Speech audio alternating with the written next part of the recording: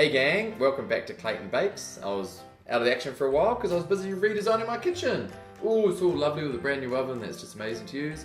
The first recipe we're going to do, Brandy snaps. These are my fails from earlier, but once you get the hang of it, it's a lot of fun to make, and we're going to make Mary Berry's recipe from the Great British Bake Off, and here's how we do it. So you want to put in 50 grams of butter, then sprinkle over 50 grams of Demura sugar, then lastly squirt over 50 grams of golden syrup. And put that on a low heat for about 15 minutes till the sugar is dissolved.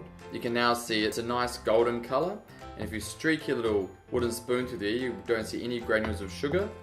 And now we just let it cool for 3 minutes. Now we want to add 50 grams of flour and half a teaspoon of ground ginger. Just sieve that in there.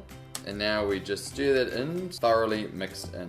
So now we're going to get a heaped teaspoon of this mixture and put a little ball of it on a tray with baking paper. And just keep 4 to a tray because you don't want too many and have them all cramming up in each other's business. So now we put these in the oven for about 10 to 15 minutes at 180 degrees. Cool, so they're out of the oven. Gotta let them cool for just a minute. Then use a spatula to take them off. We need to get it up on your metal spatula and roll it around. Force that little bit there so it seals. Now here's the finished brandy snap.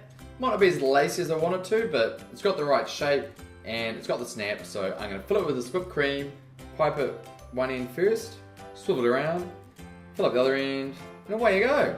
Nom nom nom nom nom. Oh, bloody tasty. Give them a try. They're a bit tricky at first, but they're great fun to make. See you next time. Oh yeah, wow. Whoosh, whoosh.